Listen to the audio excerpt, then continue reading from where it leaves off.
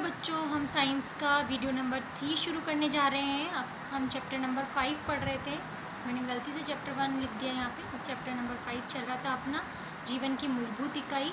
इसका video number 3 पढ़ रहे थे अपन। लास्ट वीडियो के अंदर हमने परासरण और विसरण की प्रक्रिया को डिस्कस किया था कि पानी जो होता है वो परासरण की क्रिया द्वारा कोशिका के अंदर प्रवेश करता है या कोशिका से बाहर अर्धपारगम्य झिल्ली की सहायता से जो है वो पानी का जो है वो एक कोशिका से दूसरी कोशिका या कोशिका के अंदर या बाहर जो है वो परिवहन संपन्न होता है। इसी टॉपिक को ही आगे कंटिन्यू करते हुए कि जो एक कोशिकीय जीव होते हैं, आपको पता है कि एक कोशिकीय कुछ जीव जो कि अलवणीय जलीय जीव होते हैं और जो पादप कोशिकाएं होती हैं वो जल को ग्रहण जो करती है वो किसके माध्यम से करती है? परासरण की क्रिया के द्वारा। देखा होगा अपन पौधे को पानी देते हैं, कुछ देर बाद पानी जो होता है वो सूख जाता है, पादप द्वारा ग्रहण कर लिया जाता है। तो कौन सी प्रक्रिया द्वारा पौधे पानी ग्रहण करते हैं?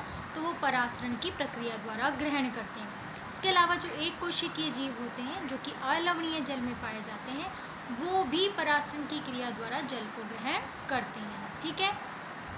कोशिका में विभिन्न अणुओं का अंदर जाना और बाहर आना कौन किस प्रक्रिया द्वारा होता है? विसरण की प्रक्रिया के द्वारा, कि परासरण भी एक प्रकार का विसरण है। लेकिन ये जो परिवहन है इसके लिए क्या चाहिए? ऊर्जा की आवश्यकता होती है। ठीक है।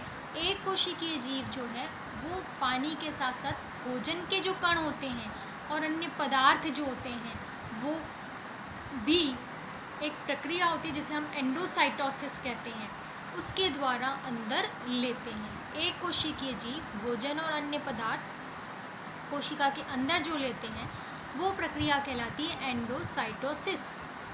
अगर कोई कोशिका पदार्थ को बाहर निकाले तो एक्सोसाइटोसिस। ये क्या है? एंडोसाइटोसिस। यानी सेल पदार्थों को क्या करती है? अंदर लेती है। जैसे किसके अंदर? अमीबा के अंदर। लेकिन अंदर किस लिए ले पाती है? इसके लिए कोशिका का लचीला होना बहुत ज़रूरी है। लचीला होता है कोशिका और वो कूटपाथ जैसी संरचना बनाती है किसी भी भोज्य पदार्थ के चारों और भोज्य पदार्थ को अंदर ग्रहण कर लिया जाता है। वो प्रक्रिया एंडोसाइटोसिस कहलाती है। कौन सी प्रक्रिया कहलाती है? एंडोसाइटोसिस कहलाती है। ऐसा अमीबा में होता है। अमीबा एक कोशिकीय जीव है और ऐसा संपन्न करने के लिए उसकी कोशिका झिल्ली कैसी होनी चाहिए? लचीली होनी चाहिए। ठीक है। लचीलापन उसमें मदद करता है। अतः इसलिए प्लाज्मा झिल्ली कैसी होती है? लचीली होती है। और वो किसकी बनी हुई होती है? लिपिड और प्रोटीन की बनी होती है। तो ये प्लाज्मा झिल्ली का या कोशिका झिल्ली का एक और गुण आपने डिस्कस कर लिया कि प्लाज्मा झिल्ली जो होती है उसके द्वारा वो कोशिका के सबसे बाहर होती है, कोशिका को आकार प्रदान करती है, आकृति प्रदान करती है, पदार्थों के परिवहन में सहायक होती है, लचीली होती है, लिपिड और प्रोटीन की बनी हुई होती है। ठीक है। ये सब हमने पढ़ा कोशिका झिल्ली के बारे में। अब हम नया टॉपिक डिस्कस करने जा रहे हैं, कोशिका भित्ति। देखो, कोशिका भित्ति जो होती है वो केवल पादप कोशिकाओं में ही पाई जाती है। पादप कोशिका में कोशिका झिल्ली के बाहर एक और भित्ति पाई जाती है, एक और संरचना पाई जाती है जिसे हम क्या कह देते हैं? कोशिका भित्ति।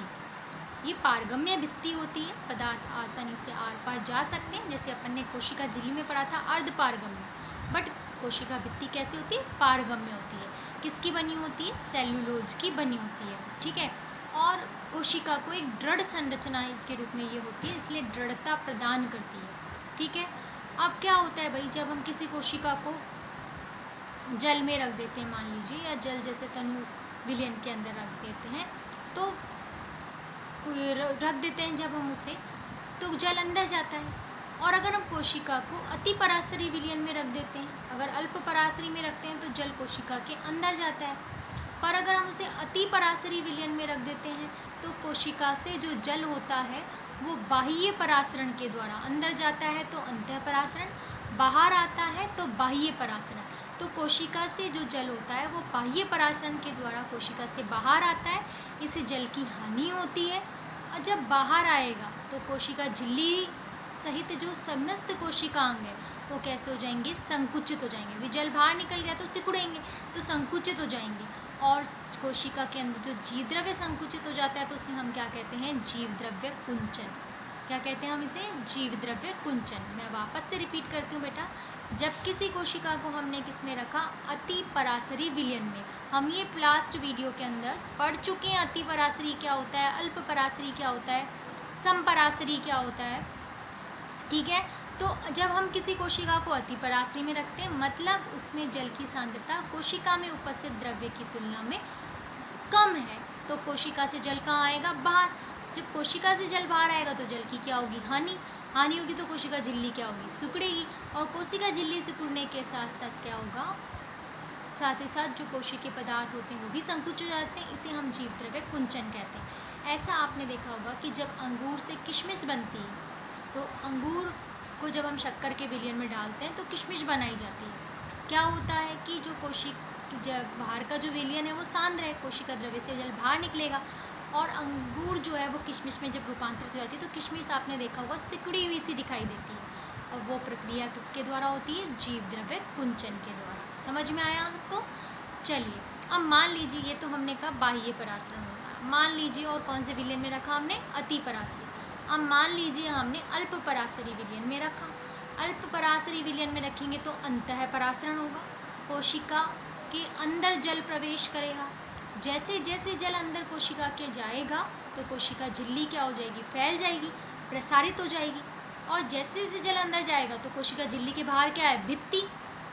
कोशिका झिल्ली भित्ति पर क्या उत्पन्न करेगी, दाब डालेगी। जब कोशिका झिल्ली भित्ति पर दाब डालती है तो फट जानी चाहिए, पर वो फटती नहीं है पादप कोशिका। क्यों? क्योंकि भित्ति भी कोशिका पर एक विपरीत दाब डालती है जो कि कोशिका के आकार को नियमित रखने में सहायता प्रदान करता है। ठीक है, तो इस प्रकार जो है इसको वापस पढ़ते हैं हम एक बार। देखें कि जब हम किसी कोशिका को कौन से विलयन में रख रहे हैं, अल्प पराशरी, तो अंतः परासरण की क्रिया द्वारा जल अंदर प्रवेश करता है, कोशिका झिल्ली प्रसारित होगी, भित्ति पर क्या करेगी, दाब डालेगी। जब भित्ति पर दाब डालेगी तो भित्ति भी विपरीत दाब डालती है जो कोशिका को फटने से क्या करती है, बचाती है। ठीक है, लेकिन जंतु कोशिका में कोशिका भित्ति नहीं होती है, इसलिए पादप कोशिकाओं में ये जो सहन करने की क्षमता होती है वो जंतु कोशिका की तुलना में ज़्यादा होती है। ठीक है, जंतु कोशिका की तुलना में क्या होती है, ज़्यादा होती है। किस क्रिया के कारण, क्योंकि उसके किस संरचना के कारण, क्योंकि उसमें क्या मौजूद है, कोशिका भित्ति, जो कि विपरीत दाब डाल के कोशिका के आकार को नियमित रखने का प्रयास करती है और फटने से बचाती है और दृढ़ता भी प्रदान करती है। तो ये सब हमने पढ़ा कोशिका भित्ति के बारे में। अब हमने दो टॉपिक डिस्कस कर लिए, कोशिका झिल्ली और कोशिका भित्ति। कोशिका भित्ति और कोशिका झिल्ली से संबंधित जो क्वेश्चंस बन सकते हैं वो मैं आपको बता रही हूँ। आप इन क्वेश्चंस को करने का प्रयास करें, चाहे आप अपनी नोटबुक में कर लीजिए इन क्वेश्चंस को। ठीक है, जो मैं पुराने जो बताए थे वो भी नोटबुक में कर लें, ये भी अपनी नोटबुक में कर लें। इससे आपको टॉपिक पूरा समझ में आ जाएगा। यदि आपको ये क्वेश्चंस आते हैं तो इन क्वेश्चंस को करने के बाद आपका पूरा टॉपिक क्लियर हो जाएगा अच्छे से। ठीक है बेटा, तो देखें सम पराशरणीय, अति पराशरीय और अल्प पराशरी विलयन किसे कहते हैं, ये मैंने आपको प्रीवियस वीडियो में बता चुकी हूँ कि सम पराशरी विलयन किसे कहते हैं, अति पराशरी विलयन किसे कहते हैं, अल्प पराशरी विलयन किसे कहते हैं। सम पराशरी जिसमें कोशिका को ऐसे विलयन में रखा जिसमें कोशिका द्रव्य की सांद्रता और विलयन की सांद्रता बिल्कुल बराबर है। कोशिका के अंदर ना तो जल प्रवेश करेगा ना कोशिका से जल बाहर आएगा, तो ऐसा विलयन क्या कहलाता है, सम पराशरणीय।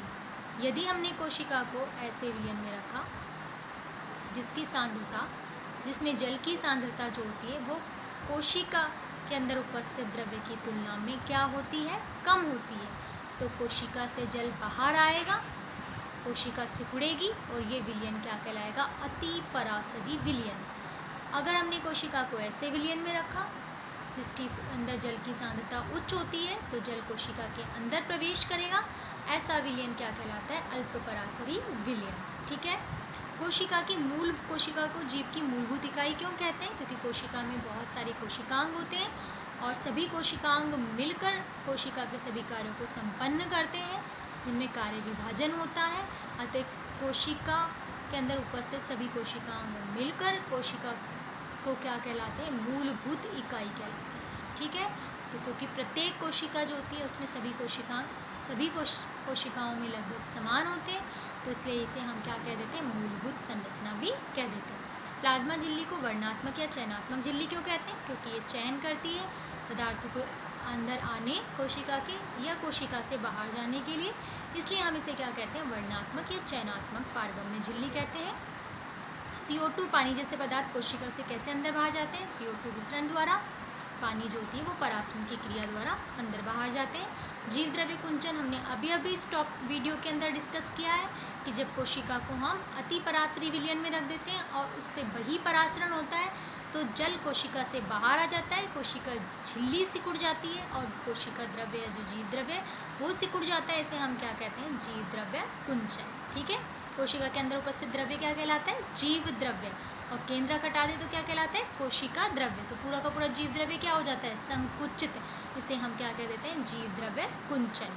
नेक्स्ट है परिवर्तनीय माध्यम में जंतु की कोशिका की तुलना में पादप कोशिका में सहन क्षमता अधिक क्यों होती है? क्योंकि पादप कोशिकाओं में क्या पाई जाती है? कोशिका भित्ति, जो उसे दृढ़ता प्रदान करती है। और जब कोशिका के अंदर जल प्रवेश करता है तो वो विपरीत दाब लगाकर और उसके आकार को नियमित करने की क्षमता रखती है, इसलिए इसमें सहन क्षमता जो होती है वो जंतु कोशिका की तुलना में क्या होती है? अधिक होती है। तो सभी क्वेश्चंस मैंने आपसे डिस्कस करें बेटा, सभी आप अपनी नोटबुक में कर लीजिए और अपने आप कीने की कोशिश करिए, बिना किसी हेल्प के करने की कोशिश कीजिए। वीडियो को बार बार पढ़िए, बार बार सुनिए और उसके बाद प्रश्नों को करने का प्रयास करिए ताकि आपका ये टॉपिक बिल्कुल क्लियर हो जाएगा। ये बहुत ईजी टॉपिक हमने शुरू किया है और ऐसा टॉपिक है जो आप क्लासेस में भी पढ़ते आए हैं, प्रीवियस क्लासेस में भी पढ़ते आए हैं, तो आपको दिक्कत नहीं आनी चाहिए। उसके बाद हम कोई दूसरा टॉपिक शुरू करेंगे जो थोड़ा सा टफ होगा, इसलिए मैंने इजी से टफ की ओर जाने के लिए ये टॉपिक शुरू किया है, जो आपके लिए थोड़ा सा पढ़ा हुआ टॉपिक भी है, तो आपको पढ़ने में दिक्कत भी नहीं आएगी, समझने में दिक्कत भी नहीं आएगी। ओके बेटा।